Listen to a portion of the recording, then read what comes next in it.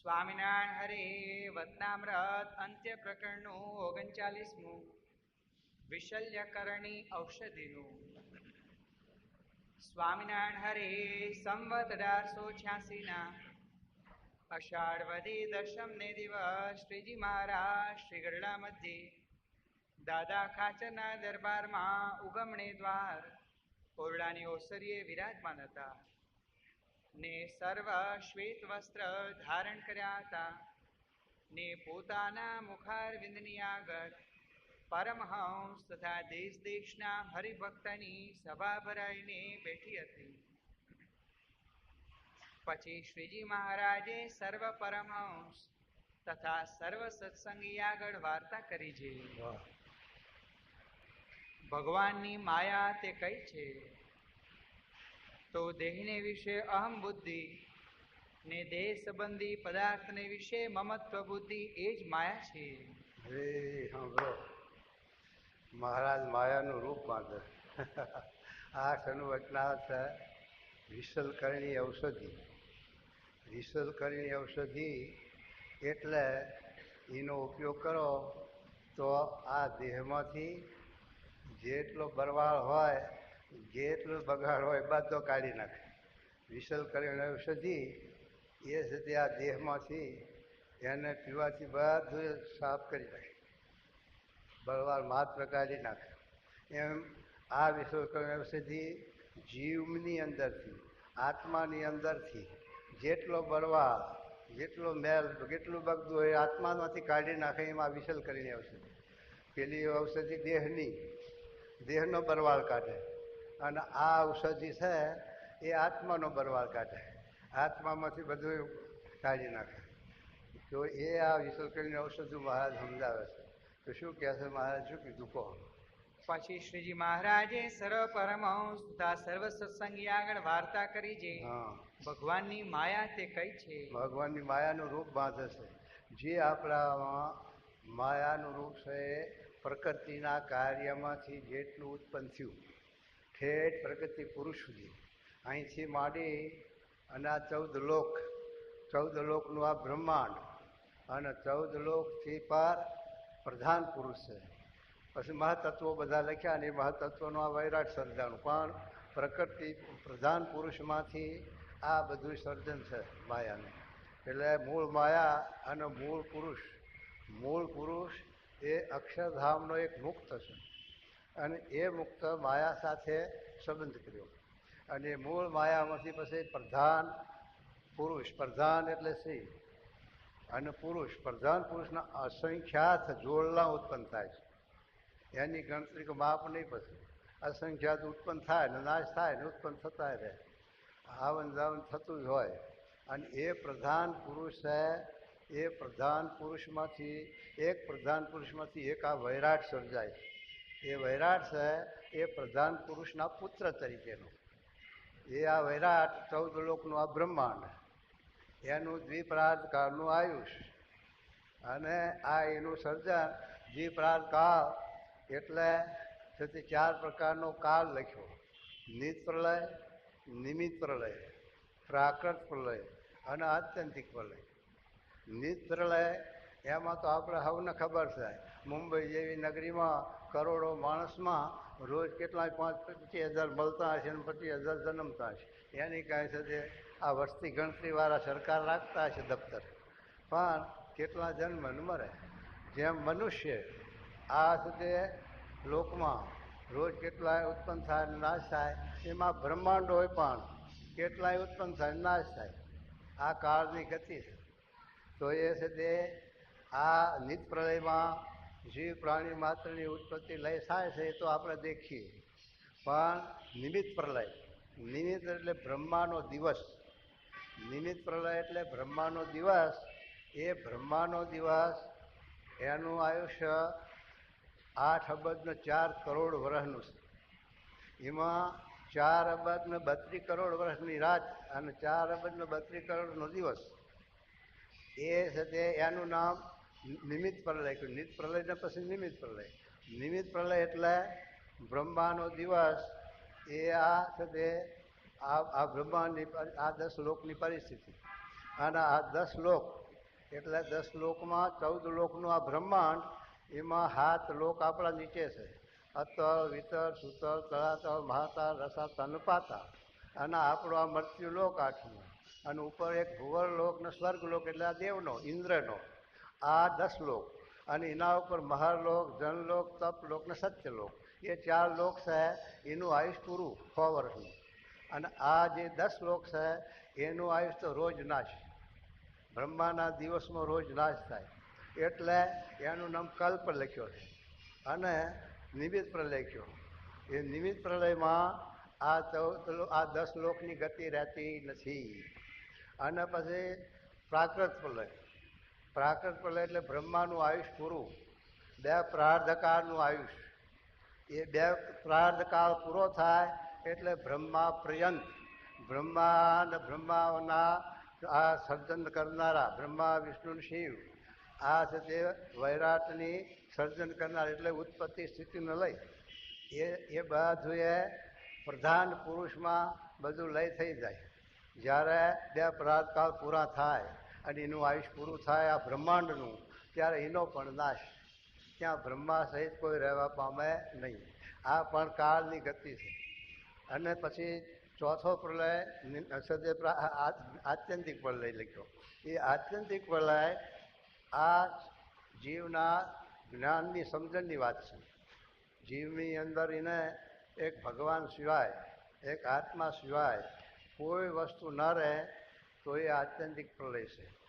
પોતે આત્મારૂપ થઈ, બ્રહ્મરૂપ થઈ, અક્ષરરૂપ થઈ એક ભગવાન ધારે. કારણ કે ગીતાનો 13મો અધ્યાય આપણે બોલ્યું છે, ક્ષેત્ર ક્ષેત્રજ્ઞ યોગ. ક્ષેત્રજ્ઞ એવા જે ભગવાન એ અખંડ અવિનાશી છે, એની ઉત્પત્તિનો લય નથી. અને આનંદ કોટી એમના દ્વારે આ સર્જન થાય બ્રહ્માંડોની, એની ઉત્પત્તિનો લય છે. પણ આ કર્મે આયુષ મોટા.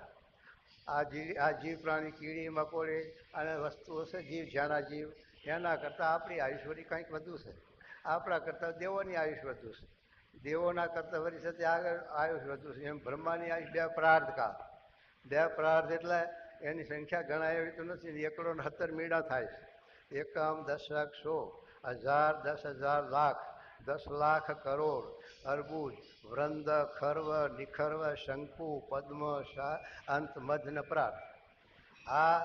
આટલો કાળ આ બ્રહ્મની આયુષ રહેશે. હવે એ બ્રહ્માની પણ આયુષ ને કાળના આધીન. એટલે આ લોકમાં પ્રકૃતિનું જે કાર્ય એમાં કોઈ અમર નથી, કોઈ અખંડ નથી, અને કોઈ બધા છે આ કાળનું ભક્ષણ છે.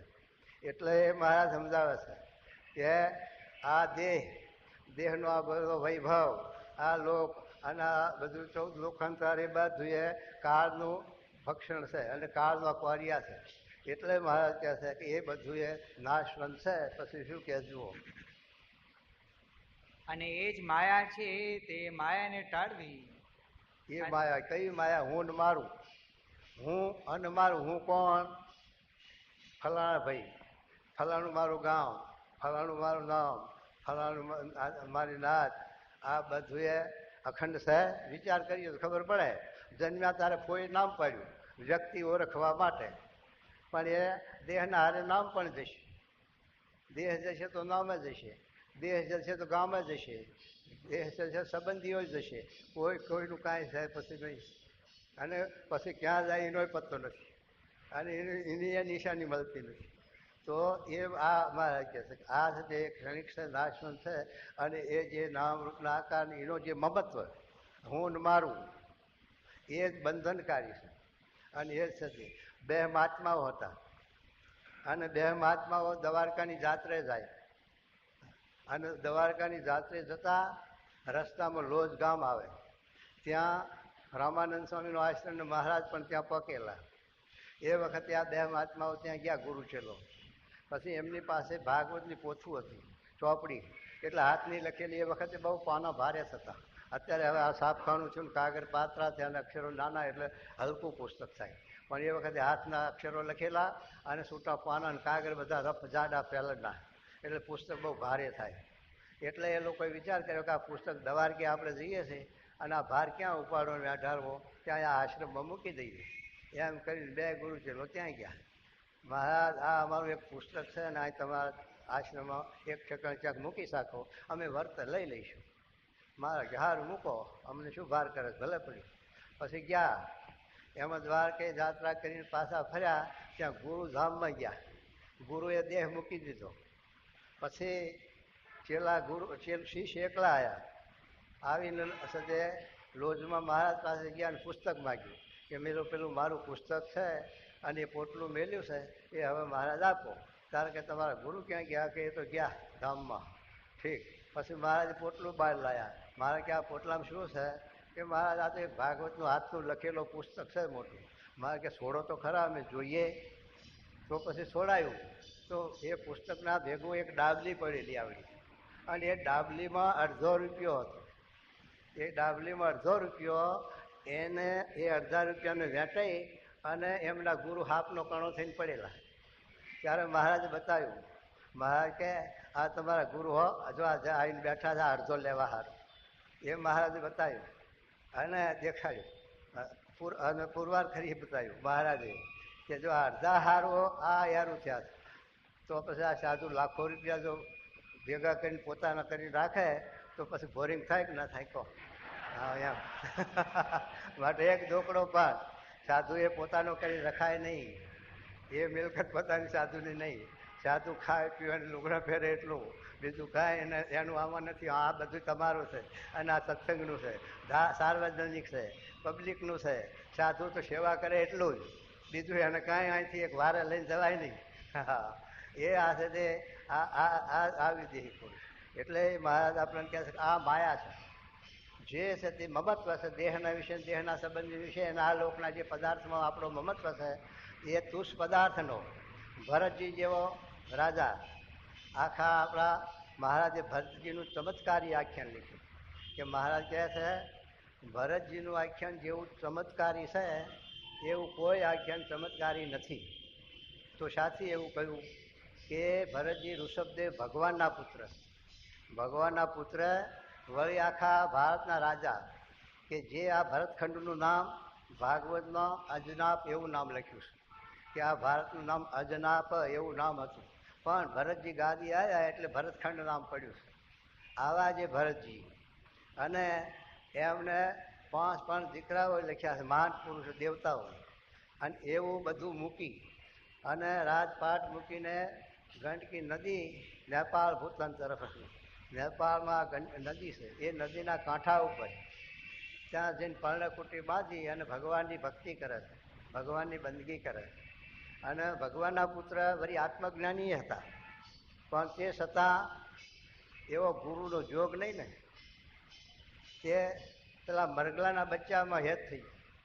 મરગલાનું બચ્ચું પાણીમાં પડી ગયું અને દયા આવી તો એને ઉપાડી અને આશ્રમમાં લાવ્યા. અને પછી એનું લાલન પાલન કરતા કરતા જતે એમાં વર્તી રહી. એટલે જેનું કર્મકાંડ કરતા, પૂજા કરતા, માનસી કરતા, ભગવાનની સેવા કરતા એમાં ગૌણતા આવવા મળી અને મૃગના આકારે વર્તી થઈ. પૂજા કરતા કરતા મૃગનું સાંભળે ક્યાં ગયું હશે, એને જનાવર મારી નાખશે, એનું શું થયું હશે, આ એનું ભજન, આ એનું ચિંતન થઈ ગયું. હવે એક વગણ સ્વાર્થી, એક મરગલા જેવી પશુની જાત, એમાં પણ ભરતજી જેવા જે ભગવાનના પુત્રના આત્મજ્ઞાની એને પણ એમાં આ વર્તી જોડાણી. તો આપણે વિચાર કરો આપણે કેટલા મરગલા છે કહો? કોઈને 1, કોઈને 2, કોઈને 5, એમ મરગલા તો હવ ના હશે, કોકને જ ના હોય. તો એમાં વર્તી બંધાય તો શી દશા થાય કહો? તો પછી આવવું પડે ને, છોકરાના દીકરા થઈને આવવું પડે પાછા. હા એટલે મહારાજ આ વાત સમજાવે અને આ વાત કરે કે છે તે આ બધી આ માયા આપણેના બંધનકારી. એટલા માટે એને મહારાજ આ માયાનું રૂપ સમજાવે કે દેહનો સંબંધ, આ વૈભવ અને આ લોક બધું એ માયા રૂપ છે. આમાંથી ગમે તે પદાર્થમાં, ગમે તે વસ્તુમાં તમારી વર્તી જોડાય તો એ વસ્તુના સાથે એનો નાશ છે એમ તમારો નાશ. એટલા માટે આ વર્તીઓ એમાંથી પાછી વાળી અને અખંડ અવિનાશી વસ્તુ છે ભગવાન અને એકાંતિક સત્પુરુષ. તો એમાં જોડાય તો આત્મા નિર્ભય થાય. એટલા માટે આ વાત કરે. સાંભળો મહારાજ શું કે જુઓ. અને માયાને ટાળીને ભગવાનમાં પ્રીતિ કરવી એટલો સર્વ શાસ્ત્રનો સિદ્ધાંત છે. આ બધા શાસ્ત્રોનો મહારાજ સાર કે છેલ્લી વાર પાઘડીને છેડે તાર નાખી દીધા. પાઘડી બાંધે એમાં એના શેડા ઉપર ભરત ભરા આટલું કશ્યપ સોનેરી કશ્યપ ને એવું ભરત ભરાય એ પાઘડી માથે બાંધે, પણ એ શેડા ઉપર લાવે એટલે આખી પાઘડી ભરતવાળી દેખાય. એમાં બધા છેલ્લી વટના પાઘડી બાંધાવે કે આ સદે એમાંથી વર્તી આપણી પાછી વાળી અને ભગવાનમાં અને આવા ગુણાતી સંત એમાં આપણી વર્તી જો જોડાય તો એની સાથે આપણી આ મોક્ષ ગતિ થાય, આપણા આત્માનું પણ છે અને શાંતિ મળે. તે વગર જોરમાં મહારાજ લખ્યું કે સુરપુર, નરપુર અને નાગપુર. એટલે સુરપુર એટલે દેવલોક, નરપુર એટલે મૃત્યુલોક, નાગપુર એટલે પાતાળલોક. એ ત્રણમાં ક્યાંય શાંતિ નથી, દેવતાઓમાં નથી. ઇન્દ્ર જેવો ઇન્દ્ર જેના ઘરમાં પૈસરાઓ છે, જે દેવોનો પણ રાજા છે, વૈભવમાં પાર નથી, તો એ ગૌતમ ઋષિના ઘરમાં બેઠો મારો લે અને 1000 ભગ થયા, દુઃખનો પાર નહીં, અશાંતિનો પાર નહીં, તો પછી મનુષ્યની તો શી ગુંજા છે? ઇન્દ્ર જેવો જે દેવનો રાજા એની આ દશા, તો મનુષ્યની શી દશા? માટે આ મૃત્યુલોકમાં આપણને તે મોહને લઈ અને સુખ જેવું જણાતું હોય પણ દુઃખે સહિત છે.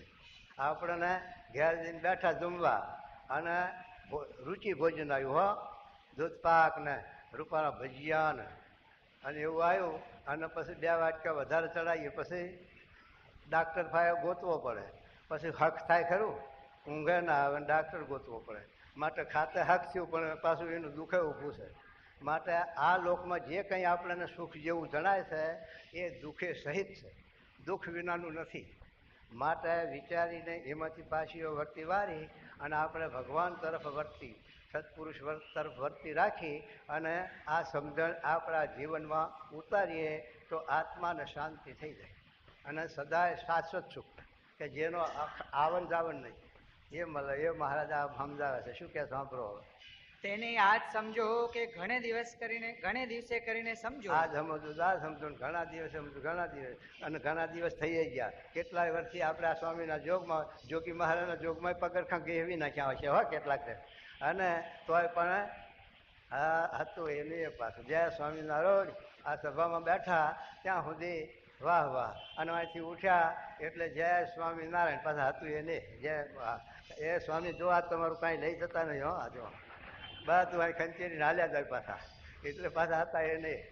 તો એ મહારાજ આપણને સમજાવે કે આજ સમજો કે લાખ વર્ષે સમજો, આ વાત સમજવાની થાય એમ કે જુઓ. અને હનુમાન, નારદ, પ્રહલાદ, જો હનુમાન, નારદ, પ્રહલાદ એવા જે આગળ ભગવાનના ભક્તો થઈ ગયા, એ જે મોટા મોટા ભગવાનના ભક્ત, તેમણે પણ ભગવાન પાસે એમ જ માગ્યું છે. એમણે પણ આવું જ માગ્યું છે, ભગવાન આ તમારી માયા થકી રક્ષા કરજો અને તમારા ભક્તનો એકાંતિક સત્પુરુષનો જોગ આપજો, એવું માગ્યું છે. આપણે માગવા નથી ગયા અને આપણને ભગવાને કૃપા કરી ઘેર બેઠે આપ્યું છે, તો હવે તેનો ઉપયોગ કરી લેવો એમ કે જો. જે અહમ મમત્વ રૂપ માયા થકી રક્ષા કરજો. અહમ મમત્વ એના થકી અમારી રક્ષા કરજો. આ હું મારા એ માયા થકી અમારી રક્ષા કરજો અને તમારે વિશે પ્રીતિ થજો. તમારા વિશે એ જ થજો. અને માયાને તર્યા હોય ને તમારે વિશે પ્રીતિ વાળા હોય એ ભક્તો, એવા જે સાધુ તેનો સંગ થજો. તમારા વિશે પ્રીતિ વાળા હોય અને આ માયાને તરેલા હોય એવા જે સંત, એનો એવા સંતનો અમને એ જ થજો, જોગ થજો એમ કહેજો.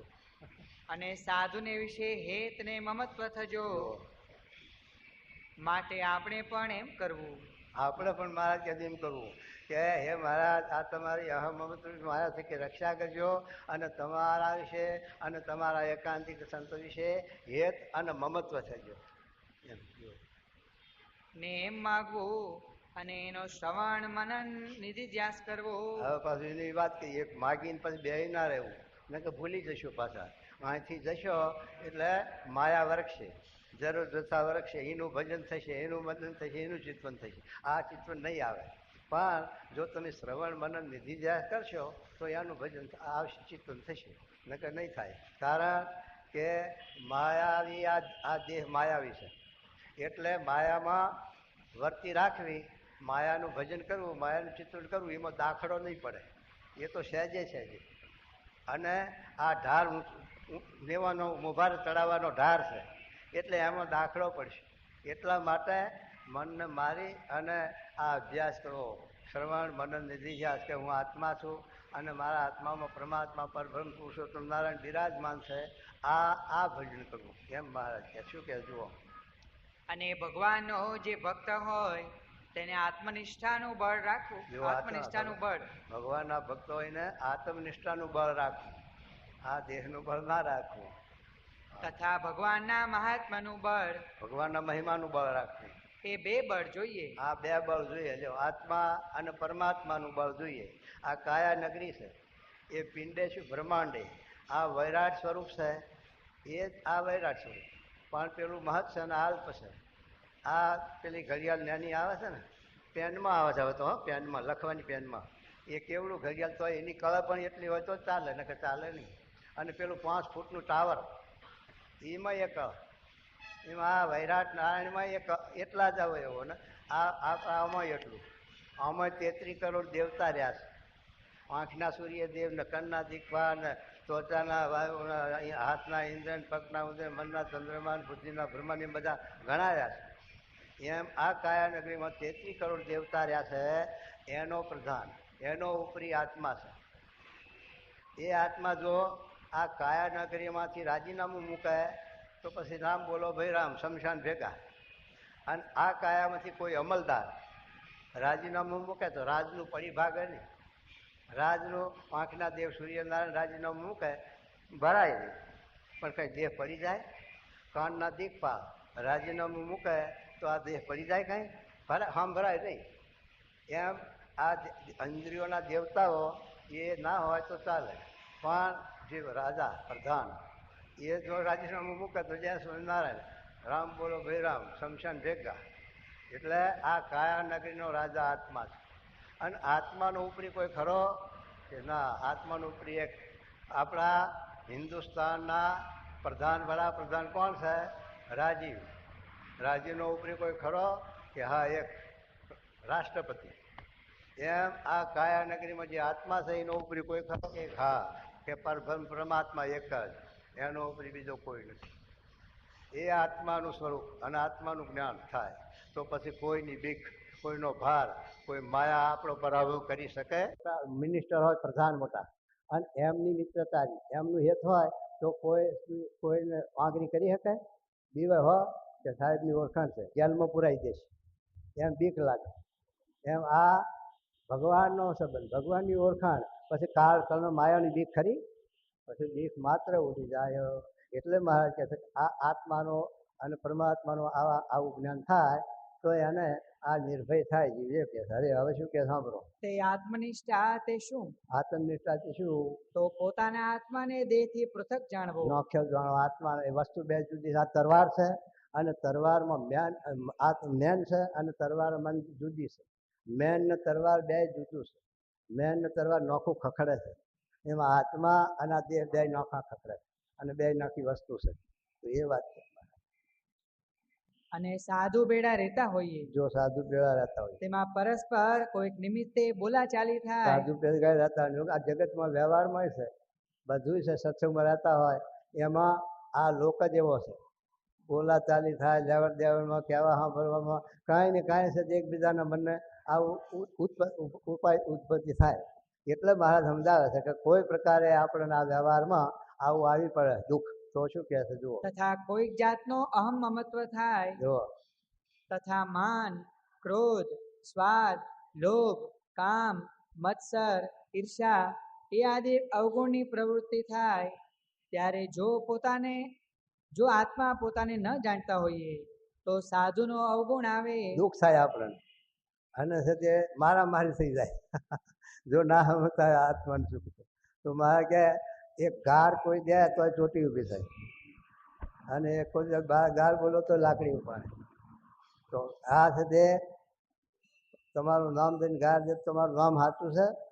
અને આ છે મુક્તાનંદ સ્વામી જેવાને ગાર દીધી તો આત્માને કાંઈ ગાર લેવડ દેવડ છે નહીં, તો એ ગાર એને અટતી નથી. તો આ સમજણની વાત આવીને ઊભી રહે તો શું કહે જુઓ. તેમાંથી એનું બહુ ભૂંડું થાય. હા, માટે પોતાને દેહથી પૃથક આત્મા જાણવો. હા, અને તે આત્મા છે તે બ્રાહ્મણ નથી, જો બ્રાહ્મણ નથી, ક્ષત્રિય નથી, ક્ષત્રિય નથી, કણબી નથી, ગણભીય નથી, કોઈનો દીકરો નથી, કોઈનો દીકરો નથી, કોઈનો બાપ નથી. હા, કોઈનો બાપ નથી, એની કોઈ જાત નથી, નાત નથી, એવો છે. આવો આત્મા નિર્વિકાર, નિરાકાર, નિર્દોષ ચૈતન્ય અને એ આત્મા તો સૂર્ય તથા અગ્નિ જેવો તેજસ્વી છે તેજસ્વી છે, ને જાણપણે યુક્ત છે. જાણપણે યુક્ત. કેમ કે કીડી આપણે છે તે સૂર્યના કિરણ પડે એનો આમ માગણી કરીએ તો આગા પાછા થાય નહીં, પણ કીડી ચાલી જતી હોય નામ કરીએ એટલે કીડી આમ હાલશે. એટલું આત્મામાં જાણપણું છે. તો એ કેમ બહાર અને તે અગ્નિની જ્વાળા તથા સૂર્યના કિરણ તે તો જળ છે. જો કેમ જે તેને આંગળી અડાડીએ તો ખસે નહીં, હા, અને કીડી હોય ને તેને આંગળી અડાડીએ તો ખસીને અવળી ચાલે. આવડી ચાલે. માટે આત્મા તે જાણપણે યુક્ત યુક્ત છે. છે.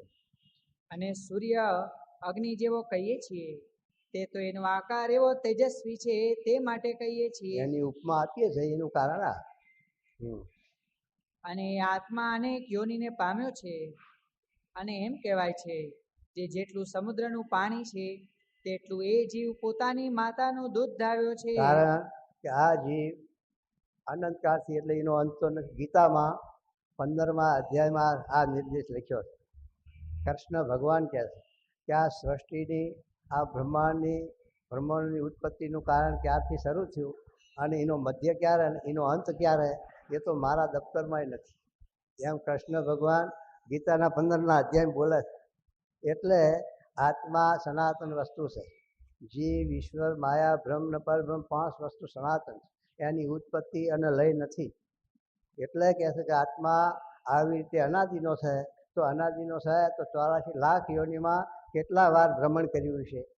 તો જેટલું સમુદ્રનું પાણી છે એટલું આ જીવ માતાનું ધાવણ ધાવ્યો હશે તોય પણ એનો અંત આવ્યો નથી. અને ત્યાં ત્યાં અનેક પ્રકારે મરાણો છે, હા, તો પણ મર્યો નથી. તોય મર્યો નથી. આત્મા જેવો છે તેવો ને તેવો જ છે. દેહ અનંત ધર્યા અને અનંત દેહ મર્યા. કોઈ શસ્ત્રથી મરી જાય, કોઈ અગ્નિમાં બળે, કોઈ પાણીમાં ડૂબી, કોઈ રોગ આવે, કોઈ તાવથી, એ બધા દેહ પડી ગયા, પણ આત્માને કાંઈ આંચ અડી નથી. આત્મા તો એવો ને એવો જ છે. એમ કે અને અજ્ઞાન અવસ્થામાં પોતાને દેહ રૂપે માનતો હતો, હા, ત્યારે પણ ન મર્યો. તારે પણ મર્યો નથી. તો હવે આપણે એનું જ્ઞાન થયું ત્યારે તો એ કેમ મરશે? તો એનું મૃત્યુ ક્યાંથી હોય જ. હા, એવો જે આત્મા તેને પોતાનું સ્વરૂપ માનવું. આવો જે આત્મા એ પોતાનું સ્વરૂપ છે એમ આપણે સમજણ કરવી આવી તો છે તે ભય મટી જાય કાળક્રમમાં. આખું ભાગવત 18,000 શ્લોક, એ 18,000 શ્લોક એના 335 અધ્યાય અને 100 અધ્યાય માધ્યમના, એટલે 341 અધ્યાય ભાગવતના. એ આખા ભાગવતનો સાર પરીક્ષિતને કે તને હાપ કરડે અને તારું મૃત્યુ થાય, તારી પશુ બુદ્ધિ છે, તે તારું અજ્ઞાન છે. કારણ કે દેહ તો ગમે તે રીતે હાપ કરડે ને મરે, કાં તો પાણીમાં ડૂબીને કે અગ્નિમાં બળીને કે ગમે તે રીતે બાંધો થઈને મરે, પણ દેહનું આયુષ તો નાશ છે જ. જેમ લુગડું અમર નથી, એ લુગડા 12 મહિને સમયને 2-4 મહિને તૂટવાના અને કાઢીને બીજા પહેરવાના. એમાં દેહ પણ જૂનું થશે એટલે એને બદલી નવું દેહ પહેરવાનું, નવું દેહ ધારણ કરવાનું. પણ આત્મા તો એનો તો એ આ મહારાજ સમજાવે છે કે આવી રીતે આત્મા અનંત કાળથી છે અને આવા અનંત દેહ ધર્યા તો પણ એ મરાણો નથી. તો એ કહે છે મહારાજ. અને ભગવાનનું મહાત્મ્ય કેમ જાણવું? હવે ભગવાનનો મહિમા કેમ સમજવો એમ. તો ભગવાન છે તે અનેક બ્રહ્માંડના રાજાધિરાજ છે, અને જે બ્રહ્માંડના એ રાજા છે તે બ્રહ્માંડની પણ ગણતરી નથી. આપણે અંગ્રેજ સરકાર ચક્રવર્તી રાજા કહેવાતા, તો પણ દફતર ખરું, એની ગણતરી ખરી, અને એ ગામની ગણતરી ખરી કે આટલા 2 લાખ 5 લાખ. આપણું ભારત છે, ભારતના ગામડાની ગણતરી ખરી કે 2-3 લાખ કે એટલા ગામડા, એમ એ દફતર ખરું. પણ અમને તો દફતર જ નથી. કેટલા બ્રહ્માંડ, એ તો અક્ષરના રૂવાટામાં અનંત કોટી ઉડતા ફરે છે એમ લખ્યું. એટલે એ બ્રહ્માંડોની પણ ગણતરી નથી. એ બ્રહ્માંડોના રાજાધિરાજ એક આ પરમાત્મા છે. એટલે શાસ્ત્રોના આધારે આપણે જો વિચાર કરીએ તો આ વાત સમજાય એવી છે કે એવા જે પરમાત્મા પરબ્રહ્મ પુરુષોત્તમ એ અનંત કોટી બ્રહ્માંડના રાજાધિરાજ છે. અને અનંત કોટી બ્રહ્માંડ એમની દ્રષ્ટિએ રોજ કેટલા ઉત્પન્ન થાય છે અને કેટલા નાશ થાય છે. તો એ કહે છે મહારાજ. અને જે બ્રહ્માંડના એ રાજા છે તે બ્રહ્માંડની પણ ગણતી નથી. ગણતરી નથી. તે કહ્યું છે જે દ્યુપતય તે ન અંતમ અનંતતયા ત્વમપી યદંતરાંડ નિચયાનુસાવરણાઃ. આ તમારું રાજ મહારાષ્ટ્ર, એના કેટલા ગામડા, એ ગામડા આ મહારાષ્ટ્રના પ્રધાન અને એમના હાથ નીચે આ ગામડા બધા જે હોય તે મહારાષ્ટ્રના ગામડા. એમાં દરેક ગામમાં તલાટી પણ હશે, સરપંચ પણ હશે અને ગ્રામ્ય સેવક પણ હશે. એવા કેટલા ગામડા, તો ગામ દીઠ આ ત્રણે સેવકો સાથે કાર્ય કરતા. એમ આ પ્રબળ પુરુષોત્તમ નારાયણના અને અક્ષર બ્રહ્મના શા હિસાબમાં વિચાર કરો. જો સમજાય તો આ દ્રષ્ટિ જુઓ તો ખબર પડશે. તો એ વાત સમજાવે છે આપણને. તો શું કહે જો સાંભળો. તથા 7 દ્વીપ 7 સમુદ્ર મેરુ લોકાલોકાદિક પર્વત. હા, તેને યુક્ત પૃથ્વીની રચના હોય. એને યુક્ત આ બધી પૃથ્વીની રચના હોય એવી પૃથ્વીઓ તો અસંખ્ય. હા. તથા 14 લોકની રચના હોય. 14 લોકની રચના હોય. તથા અષ્ટ આવરણની રચના હોય. હા. ઇત્યાદિક સામગ્રીએ સહિત જે અનેક બ્રહ્માંડ. હા. તેના રાજા ભગવાન છે. જો એના રાજા પરબ્રહ્મ પરમાત્મા છે. અને જેમ આ પૃથ્વીનો ચક્રવર્તી રાજા હોય. આ પૃથ્વીનો ચક્રવર્તી રાજા હોય ને તે રાજાના જે ગામડા તે તો ઘણા એવા હોય. એ તો ઘણા એવા હજારો ગામ હોય, લાખો ગામ હોય, પણ એનું દફતર હોય અને એમાં નોંધ હોય અને એની ખબર પડે. આ તો ખબર જ ન પડે. શું કે જુઓ. તો પણ તેની કેટલી મોટપ જાણવામાં આવે છે.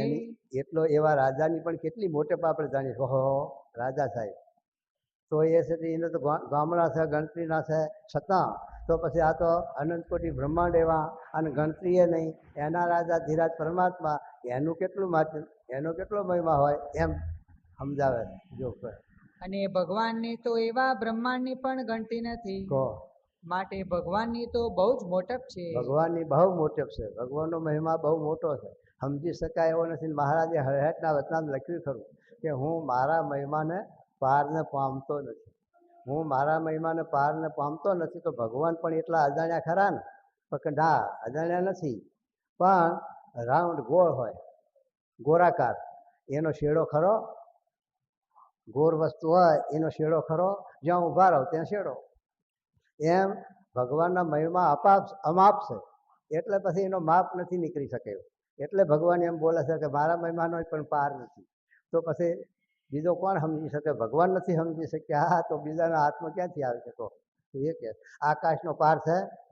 આકાશમાં મસરીઓ ઉડે, ચરકલું ઉડે, સમળા ઉડે, શીતાણા ઉડે, અંદલ પક્ષી ઉડે, ગરુડ પણ ઉડે છે. પણ ગરુડ જેટલો આકાશનો પાર લઈ શકે એટલું મસરીઓ લઈ શકશે? મસરિયાની પાંખમાં કેટલી ગતિ, પણ આટલું જાય, વાયરન ફગી જાય અને ગરુડ શેઠ જાય છે વૈકુંઠમાં. છતાં પણ ગરુડ પણ આકાશના પારને પામી શકતો નથી. આકાશ કેટલું ઊંચું અને કેટલા માપમાં જે નથી હિસાબ. અને આપણને જે દેખાય છે એ તો આકાશનું અંધારું છે. જેમ સૂર્યનો પ્રકાશ ત્યાં પણ પહોંચતો નથી, એટલે આ અંધારું દેખાય છે. એટલે આપણને એવું લાગે કે આ એની દિવાલ હશે, પણ દિવાલ નથી. જે આ વાદળાનો રંગ દેખાય છે આકાશમાં, વાદળી રંગ, એ અંધારું છે. એટલે જેમ આકાશના મહિમાનો પાર નથી એમ ભગવાનના મહિમાનો પાર નથી. એ કે છે. અને ભગવાનને તો એવા બ્રહ્માંડની પણ ગણતી નથી. આવા બ્રહ્માંડોની ભગવાનને ક્યાં ગણતરી કહો? માટે ભગવાનની તો બહુ જ મોટપ છે. ભગવાનની બહુ મોટપ છે. અને તે બ્રહ્માંડને વિશે આ જીવ છે તે ભગવાનની આગળ શા લેખામાં છે? વિચાર કરો. તમારી આગળ જ કોણ? તમારી આગળ કીડી ફરે છે. એ તમારી આગળ ગણતરીમાં છે તમને કીડી? તો કીડીથી આપણે ભગવાન આગળ નાનામાં નાના છીએ. તો ભગવાનના આપણે છે ગણતરી કહો? એને આવા તો અનંત કોટી બ્રહ્માંડો, અનંત કોટી બ્રહ્માંડ આજીવો. આપણે આ એક બ્રહ્માંડમાં કીડીનો હિસાબ છે. કીડીનો કોઈના ગણતરી છે? એક નગરું નીકળ્યું હોય તોય ગણતરી નથી. તો આ પૃથ્વીના વિશે કેટલી છે અને કેટલી એની સંખ્યા, એનું કંઈ માપ, કંઈ હિસાબ છે કોઈના પાસે કહો? તો પછી આ ભગવાન આગળ આ શું ગણતરીમાં આપણે કહો? તો એક મોટપ ક્યાં ભગવાનની? કાંઈ નથી, અતિ તુચ્છ છે. અતિ તુચ્છ છે. અને તે ભગવાને એ બ્રહ્માંડને વિશે પંચ વિષય સંબંધી સુખ જીવોને આપ્યું છે તે સુખ કેવું છે? એ સાંભળજો, આ મુદ્દો આવે. શું કે તો એ સુખને સારું કેટલાક પોતાના માથા કપાવે થયું છે. જોયું? એક ગરા હારું, ખીલા હારું, ગભાણ હારું, એક છે તે ચાહની જમીન હારું માથા કાપે છે એકબીજાના. મારો ગરાહ દબાયો.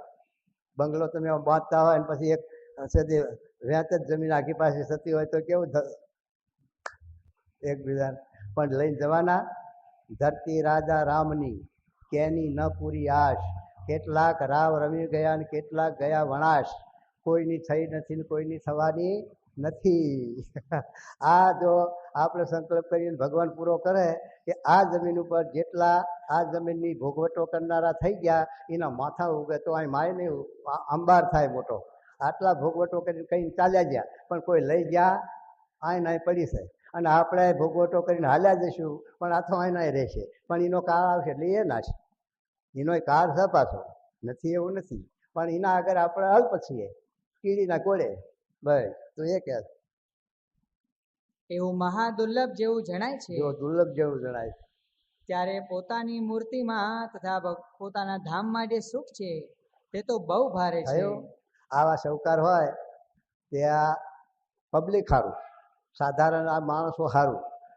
સડકો બંધાવે, સડક ઉપર પછી ઝાડ રોપાવે, વળી પાછી પરબો બંધાવે, સજાવટો ખોલાવે. અને આવી બધી સાહેબી આ પબ્લિકના સારું જે રચે છે તો એના ઘરમાં કેટલું સુખ હશે? એના ઘરમાં જે છે એ બધું બહાર કાઢીને એમાં નાખી દેતા છે. પણ આ તો જેમ તમે ખાવા બેહો અને ખાતા ખાતા તમારા ભાણામાં જે કંઈક થોડું ઉશિષ્ટ વધે એ બટકું રોટલો કૂતરાને નાખો એ શું ગણતરીમાં? એમ આપણને જે ભગવાને આ સુખ આપ્યું છે એ તો બટકું રોટલો નાખ્યા જેવું છે. એના યાર ભગવાનના ઘરનું કેટલું સુખ હશે વિચાર કરો. આ વાત સમજાવે છે કે ભગવાને આપણા માટે આટલો વૈભવ અને આટલી સાહેબી આવું બધું રચ્યું તો એ રચનાર ભગવાન એના ઘરની સાહેબી કેટલી. એમ આ મહારાજ સમજાવે કે સૌકારે આપણા માટે આટલી સગવડતા કરી તો એના ઘરનું કેટલું સુખ. એમ આ ભગવાને આપણને આ બટકું રોટલો નખ્યા જેવું આપણને આપ્યું છે તોય એ સુખમય રચ્યા પચ્યા. કેવા એક વાત, આપણે ગામડામાં શું કે બધે આપણે કોઈ ઘરડું બુઢું મરી ગયું હોય તો નાત વરો કરીએ, ખર્ચ કરીએ છીએ, 12મું કરીએ છીએ, એવું ખર્ચ કરે. એ વખતે નાત ભેગી જમવા થઈ હોય, નાત બધી જમતી હોય અને તે પડાપડી કરે પેલા ગરીબ લોકો. અને નાત જમીન ઉઠે ત્યાં પેલું પતરારા એ બહાર દરવાજા બહાર નાખે. એમાં તો ભાતનો દાણો કોક ચોટ્યો હોય એના સારું તો